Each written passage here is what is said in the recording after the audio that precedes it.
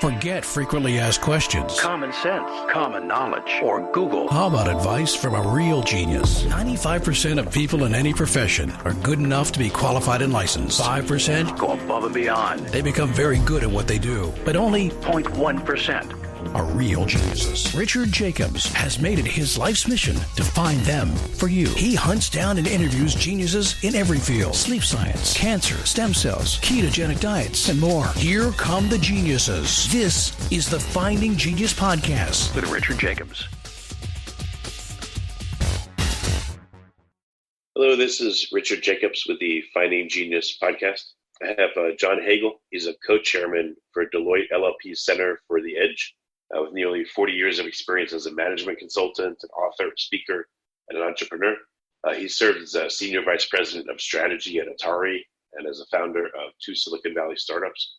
He's the author of some books too: The Power of Pull, Net Gain, Net Worth, Out of the Box, and The Only Sustainable Edge. So we're going to talk about what's known as the future of work. John, thanks for coming. I appreciate the opportunity. Thank you. Yeah. Well, first of all, a definition: when you talk about the future of work, is it the near future or the far future, or a mixture of both? You know, it's a mixture of both. I think that the topic has become so widely discussed and used. It depends on who you're talking about. We tend to favor an approach that we call zoom out, zoom in, that if you're really focusing on the future, you need to zoom out 10 to 20 years, have a real sense of where things are headed, and then zoom back in and focus very much on the next 6 to 12 months and what specific actions can you take to accelerate your movement towards that future. So you're not just a passive observer of what's going to happen. You want to be active in creating that future. Absolutely. We're big believers in the potential and opportunity to shape the future, to really help move it in directions that are going to create more opportunity for people versus other futures that are perhaps much more dystopian. So is it a balance between making current people's work more enjoyable and fulfillable, or allowing more people to work if they wish to? Like what are some of the goals that say, oh, well, work is better now, X number of years from now than it currently is? Well, our perspective based on the work we've done is that while there's, again, huge discussion around the future of work, covering everything from reskilling to the gig economy to unemployment and an infinite number of topics. The one topic that really is not on the agenda, but we believe needs to, because it's ultimately the key to the future of work, is the question of what should work be for human beings. And, I'm going to overgeneralize perhaps, but I would say that, at least again, based on the work we've done, most work in most companies, especially large companies or large organizations, not just companies, but large institutions, most work is basically tightly specified, highly standardized tasks that you do in a very repetitive way. And that was the key to institutional success for over a century. The institutions that managed to get people to do those kinds of routine tasks accomplished a lot.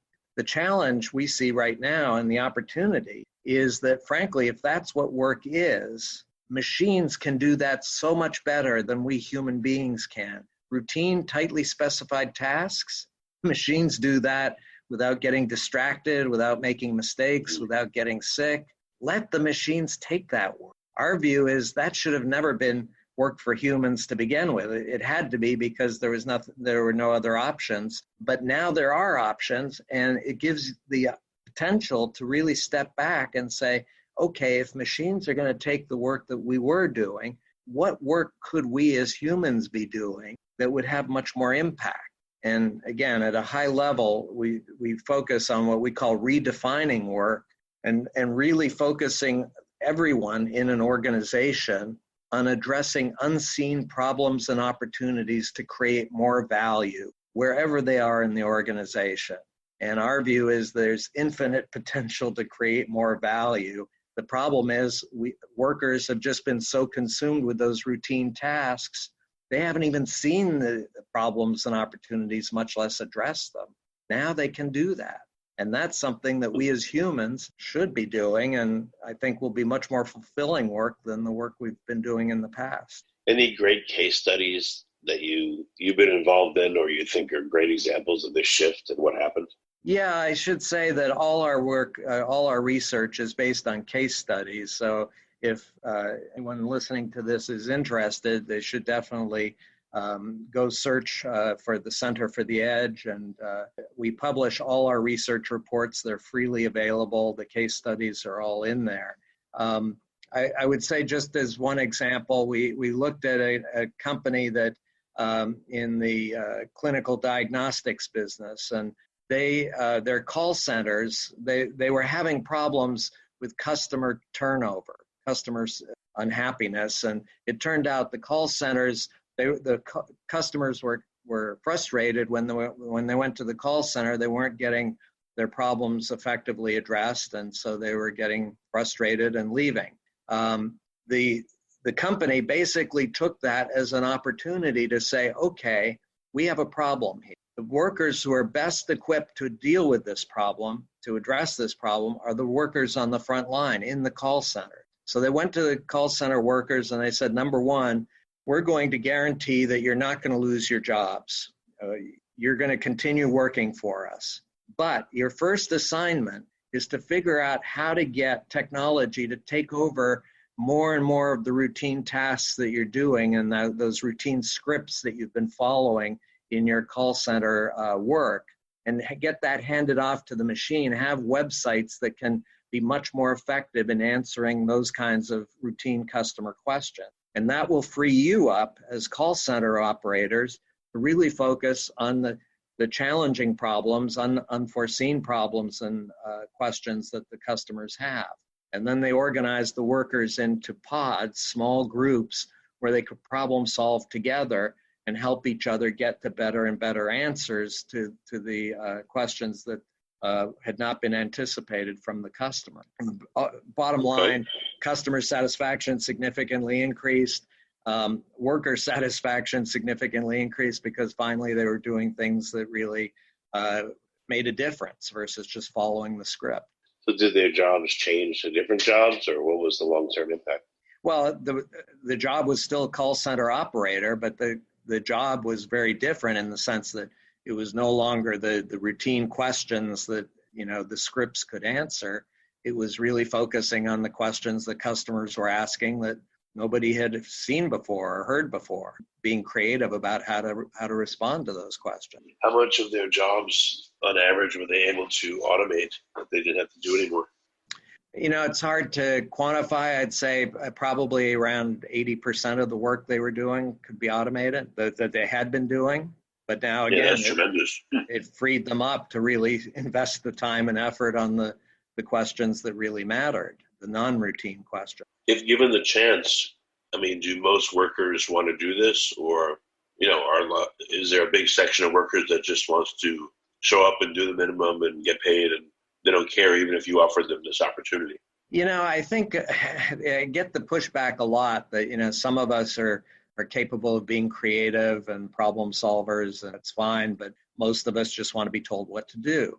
I actually believe we as human beings all want to make a difference that matters, that's unique to us. And I look at examples like the one I just gave, a famous one that's been talked about for decades now, is what Toyota did in their manufacturing operations with their frontline factory workers, where they redefined the work and said, yeah, you have some routine tasks you have to do. It's an assembly line, but your real job is to identify problems and solve those problems as soon as you see them. And if you can't solve the problems, we'll give you a cord, you pull it, we'll stop everything, we'll swarm you with a team of people to help you solve that problem, and you'll be a hero for having solved the problem. Passion levels in that workforce went way up because now they were making a difference. The problem I think that most people encounter in their work is they're just cogs in a machine. Anybody could do that work. Now they're making a difference, and that is exciting. I think to most people, I won't say everyone, but my belief is the vast majority of people hunger for that kind of opportunity to make a difference. Yeah, I remember I've worked at jobs where I thought that what I was doing was meaningless, so I didn't want to do it. You just felt like, what's the point? So I'm sure it's a lot better if you give people purpose and show them that what they're doing makes a difference. Yeah, it also brings in another dimension of the research we've been doing around the future of work. In the future of work, everybody's been talking about reskilling. The half-life of a skill is decreasing. You're going to have to learn new skills at a more and more rapid rate. That's the future of work. Okay, understood. Skills are important. Our belief, again, is there's an unaddressed opportunity, which is to cultivate capabilities. And to us, the distinction, it's ultimately all semantics, but when most people talk about skills, they're talking about something that has value in a very specific context, like how to operate this machine in this environment, or how to process this kind of paper in this environment. Very valuable in that specific environment. For us, the contrast is capabilities have value in all environments, in all contexts. And what we mean by capabilities are things like curiosity, imagination, creativity, empathy. Those are things that are hugely valuable, and yet most institutions do not focus on cultivating those capabilities in their workers. It's all about skills. And our belief is that actually the people who cultivate those capabilities will learn skills at a more rapid rate than those who don't have the capability. The pushback I get again is, well, some of us can be creative, but most of us are not creative. Well, my response to that is, let's go to a playground and look at children 6 or 7 years old. Show me one that isn't curious, creative, imaginative. We all had those capabilities. What happened? We went to school, and the lesson in school was just listen to the teacher, memorize what the teacher says, and play it back, preparing them for routine tasks in the work environment. But our belief is capabilities are like muscles. We all have muscles. Some of us choose to exercise them and they come out. Others don't, and they atrophy. But guess what? The muscles are always there, waiting to be exercised. Our belief is the same thing applies to capability. So what would be some ways to encourage this? Do you have a weekly brainstorming session with different groups at the company and mix up the groups each week? What are best practices for fostering this? Yeah, again, we've done a lot of research on this particular topic. It's in fact, our current research is specifically on cultivating capabilities. But I think more generally, we've come to the view that a key part of work in the future, and today, frankly, is how to learn faster in work, whatever you're doing. Because if you're not learning faster in a rapidly changing environment, you are going to be under more and more stress. So in that context, we've come to believe that no matter how smart any one person is, they're going to be a lot smarter as part of a small work group that has deep trust-based relationships with each other, and where they're constantly challenging each other and encouraging each other to come up with new and better approaches to the work that's being done. And so we've spent a lot of time looking at the practices in those work groups that can help to cultivate the capabilities, accelerate learning. I won't go into all of the practices. We call it business practice redesign. And again, there's a research report on that. But one of the practice areas has to do with what we call productive friction, that in the work groups that are learning fastest, they're constantly challenging each other. They're constantly asking questions. Why are we doing it this way? Why couldn't we do it this way? And trying to get to better and better outcomes. But they're doing it with respect for each other because they all share that commitment to getting to better impact. And so it's done with respect, but it's constant challenging, and that helps people to learn faster and cultivate those capabilities. What kind of organizations would benefit from this? Like all of them? What if you just work in a really basic place, a pizzeria? Should you do anything like this, or is this only reserved for larger organizations? No. Our belief is it applies in all organizations and all departments or groups in the organization. I mentioned Toyota, factory workers. Another example, there's a company, a tomato processing company, one of the largest tomato processing companies in the U.S., but not a huge company. And yet, and the workers in that company are mainly high school graduates. They're not even college graduates. It's manual labor, factory work, field work. In that company, they have focused on cultivating these capabilities. And in all parts of the organization, in the factory, in the field, everywhere, their belief is in a rapidly changing world, we are constantly encountering these new problems or opportunities to create more value. I'll just give another piece of data from the research we did.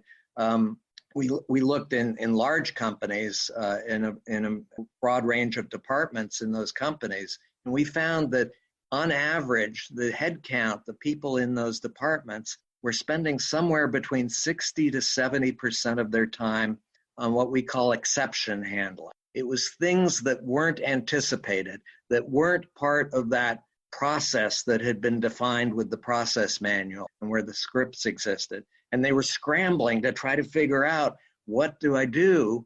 And viewing it as a distraction, as a problem, because their goal was to get back to the assigned tasks. And so our view, again, is that in a rapidly changing world, exceptions are going to proliferate everywhere. And all workers should have the opportunity to not only see them, but address them and have more impact. So getting back to the future of work, what do you think it will look like? Is it just going to be, companies paying attention to the emotional well-being, the intellectual well-being of their employees and having them work on systems and improving their own jobs and their own lot, or is it going to be something different? Well, I'd say that ultimately the primary focus should be on how to create more value for the key stakeholders, particularly the customers, but third parties and other parts of the organization. Where and how can we have more impact that's meaningful to those stakeholders, and be constantly challenging to see how to get to that next level of impact? Our belief is that's a win-win situation. It's a win for the company or the institution because they're going to be having more impact and providing more value, but it's also a win for the workers because they're going to get excited, again, that they're making a difference, that they're making an impact that matters to them. And so it's a win on both sides of the equation, and ultimately, is going to help everyone to achieve more of their potential. Again, one of our key themes in our work is, if you look ahead into the future, we have expanding opportunities to achieve more of our potential. But our institutions are not organized to do that. We are organized around this model of scalable efficiency. How can we become more and more efficient at scale? And that's the key to success. The problem with scalable efficiency is it is a diminishing returns proposition. The more efficient I become, the harder it is to get that next level of efficiency. If you focus instead on increasing value, that has infinite potential because there are unlimited needs on the part of the people that are being served. So as soon as you address one set of needs, there's another set of needs that can be addressed. And that expands the opportunity at a rapid rate and much more exciting over time. So is the future of work headed in the right direction, or is it just really a continuation of let's get more efficient, let's get some automation in here so that we have to have less employees and we could just be, again, be more profitable, more efficient? Or is any attention being paid to what you're saying? Yeah, I'd say that I'm going to generalize again. There are some exceptions, but in general, I say that when I deal with senior executives of particularly large companies around the future of work, the only two questions they have are, how quickly can I automate and how many jobs can I eliminate? It is all about scalable efficiency. Now, I should say as context, I am an optimist. So I actually believe that the current crisis we're in, the pandemic crisis, is actually going to be a significant catalyst to shift that discussion and conversation, because they're going to see that the approaches that they've been using to get to efficiency are actually making them very fragile and vulnerable. And that the key to really being able not only to thrive, but to survive in rapidly changing times with unexpected challenges is to cultivate this different form of work. And that's going to be, I don't want to underestimate the challenge of making that shift, but at least I think there's going to be more and more motivation, because I think we're seeing right now that the so-called efficient institutions that we've built are actually not very effective in dealing with unexpected challenges. What do you think will be, either due to your intervention or not? What do you think are going to be the effects of, the current shutdown and, in general, the changing nature of work and automation and, smart systems and everything? What does the world look like in terms of work in the next, year, and then in the next maybe 20 years? No, well, there's no question. We're in a challenging time, and the recovery is going to require a significant effort, and a lot of it hinges on how quickly the consumers come back and really are wanting the products and services that they had purchased in the past. And so the adjustment phase is going to be challenging. But I do think that in the end, this is going to be a catalyst to help institutions to thrive, because if they're more focused on how to deliver more and more value back to the customer that they're serving and the third parties and communities they're in, that's going to benefit everyone. And that's going to lead to much healthier economy and society over time that will be much more not resilient. I don't like the word resilient, but much more effective in responding to both challenges and opportunities emerging at an accelerating rate. Any companies that you worked with that just like, they blew your mind in what they're doing, and you're like, wow, this is crazy. This is really great? No, well, I can't go naming specific companies, but I will say I mentioned the tomato processor. That blew my mind in the sense that, again, it's a very traditional business. It's workers who are essentially manual labor. It's not knowledge workers sitting in offices with college degrees or PhDs, but every one of those workers were excited about the opportunity to make a difference, because they were given not only the latitude and permission, but the encouragement to really find problems and opportunities that needed to be addressed, and addressing them, not just seeing them, but acting on them and having impact and learning from that impact. Right. And then probably last question, when people say, oh, machines are going to take our jobs, quote unquote, what do we do? What's your answer to that? You've already given it, I guess, by, elevating people that work within organizations. But, when you run into that, what else do you say? Yeah, I certainly understand that. And I think many people understand that our institutions today are driven by that model of efficiency, and that jobs are increasingly at risk because the key objective is just to eliminate jobs, versus, again, the notion of focusing on opportunities to create more value. And I think that while it's understandable that there's that fear of job loss, that there is an opportunity to head in a very different direction. And our belief is the institutions that make this shift, that shift to redefining work and cultivating capabilities and focusing on delivering more and more value to the stakeholders, are going to be the ones that thrive in the future. And the ones that hold on to that efficiency model and just focus on cutting jobs, they're going to marginalize themselves out of business. So yes, in the short term, there may be some job loss driven by those kinds of institutions. But in the end, the institutions that are going to thrive and grow are going to be the ones that make this transition and redefine the work and create an environment for workers that's going to be much more stimulating and satisfying than the ones they have today.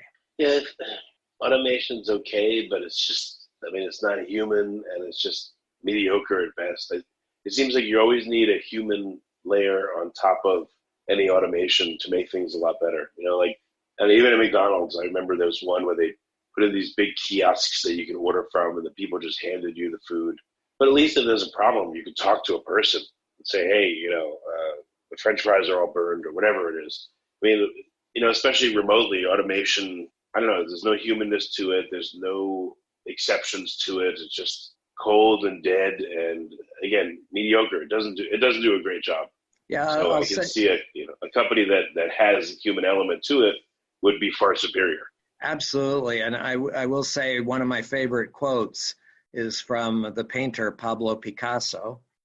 Many decades ago, he made the observation that computers are useless. He said, all they can do is provide you with the answers. And it was kind of interesting because if you reflect on that, what he was saying was what's really valuable and important are the questions.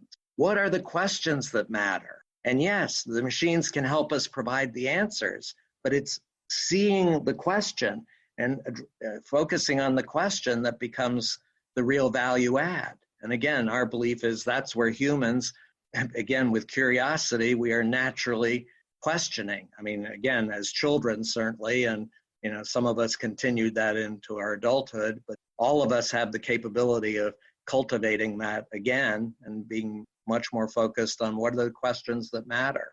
So what's going to be your role, or what is your role now? What are you doing in the future of work? Well, we're continuing to do work, our research work. We have pursued research in this broad topic. Our charter for the Center for the Edge is to address, to identify unseen opportunities for CEOs that should be on their agenda but are not, and to do the research to persuade them to put it on the agenda. So we do the research, then we actually work on building awareness. We go out and speak at conferences, write, we host meetings where we introduce the perspectives and the opportunities. Then we work to build alignment among executives so they converge around the opportunity and then act on it. And we work with them to as coaches and counselors on acting in ways that can get more and more impact, and how to learn from that action, not just take action, but to learn and get better and better with the impact. Well, very good, John. What's the best way for people to engage with you? Should they start with your books, or where can they go? Many options. I've written many books. The most recent one was The Power of Pull. Would certainly encourage anybody who's interested to read that book. I'm very active on social media, LinkedIn, Twitter, Facebook. You can find me there. I post a lot on those. I have a blog at johnhagel.com, and then the Center for the Edge website has all our research reports. So many ways to reach out. Okay. Well, very good. John, I'm glad you're thinking about this stuff and working literally to make people's working experience in their lives better. So thank you for coming on the podcast. Well, thank you. I appreciate the interest and hope to continue the conversation with some of the people hearing the podcast for sure. You've been listening to the Finding Genius podcast with Richard Jacobs. If you like what you hear, be sure to review and subscribe to the Finding Genius podcast on iTunes or wherever you listen to podcasts. And want to be smarter than everybody else? Become a premium member at findinggeniuspodcast.com. This podcast is for information only. No advice of any kind is being given. Any action you take or don't take as a result of listening is your sole responsibility. Consult professionals when advice is needed.